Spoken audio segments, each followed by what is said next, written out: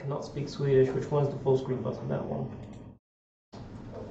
Cool. I prepped this for 5 minutes as opposed to 15, so this should be fun. So, hi, I'm Keith. I do procedural generation, which is a very fancy way of saying I make things that make things. I am a moderator on the procedural generation game jams Discord. I spend most of my time making levels, make other levels, make other things. I make planets, I make worlds, I make stories that tell themselves. I do all sorts of things that basically are all summed up by making a program that makes other things. And everyone here now has a problem, because you have a lot of levels to make by Monday for your game jam. And all you have at the moment is a grid of squares and the rules that you've got. Some cells can be walked through, some cells can't be.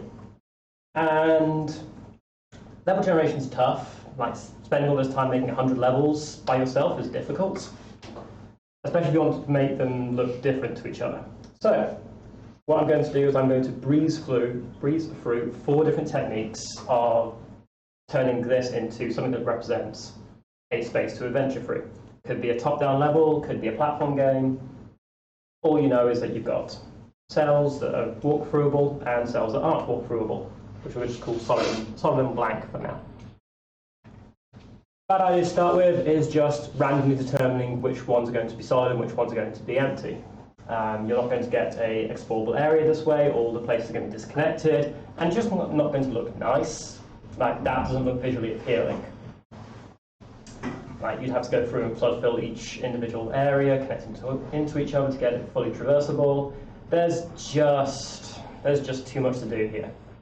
Unfortunately, a lot of people have come up with a lot of different ways of splitting an area into a playable space. A lot of it comes from roguelike research, a lot of this comes from the Rogue Basin website, but a lot of this is also what I've tinkered around with. So, first technique we're going to go through with this noise as a basis is Conway's Game of Life. It was developed in 1970 by British mathematician John. I'm not going to do all the history.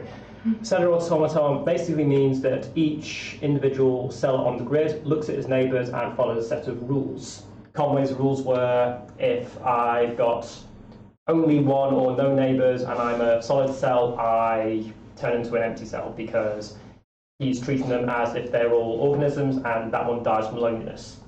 If, on the other hand, it's surrounded by a lot of other cells, 4 or more, it dies off due to overcrowding as it can't find food. If it's got 2 or 3 neighbours, yeah, it stays alive.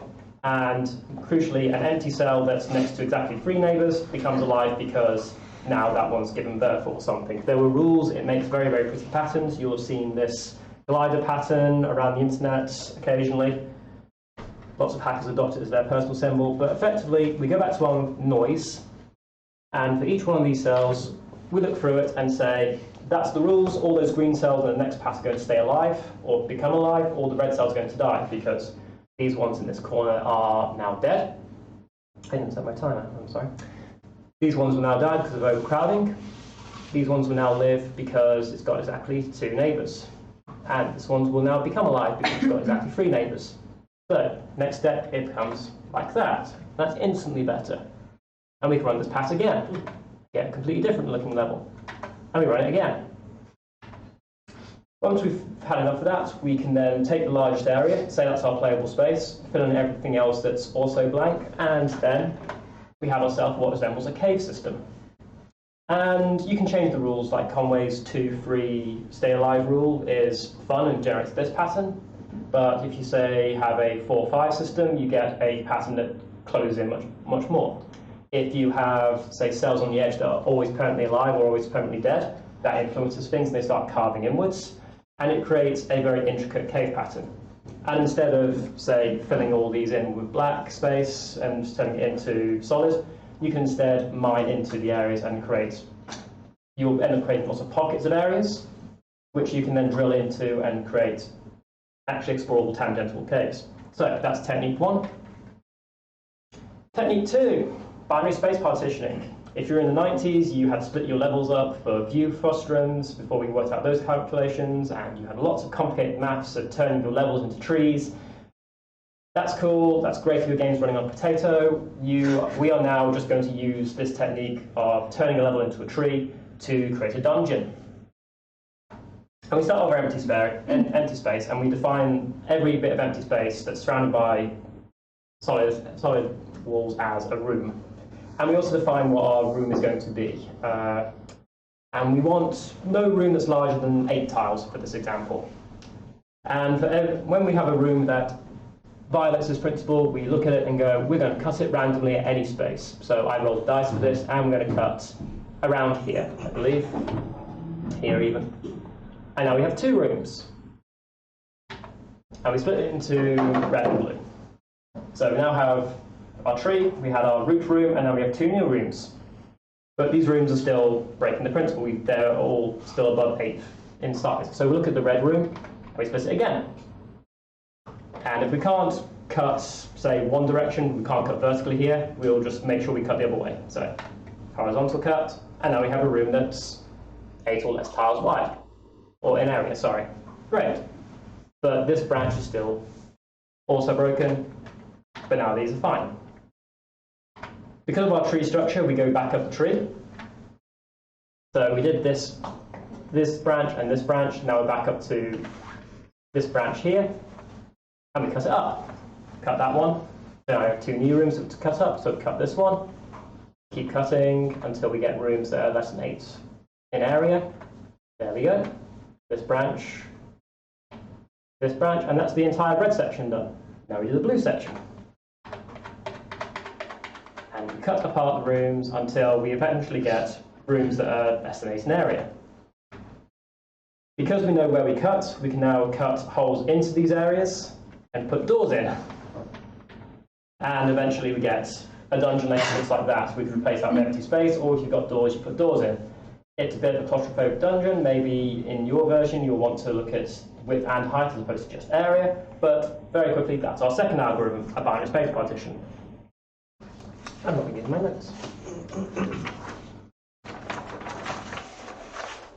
So, third one, we've got voronoi diagrams, which were developed ages ago by Descartes, the philosopher, and looked at by Jon Snow, not that one, in the Victorian era, and was used to try and stem a cholera outbreak in London at the time. And effectively, a voronoi diagram is you plot points in space and you create polygons that are indicative of this is the closest point in that space. So if I was here, the closest point to there is over there.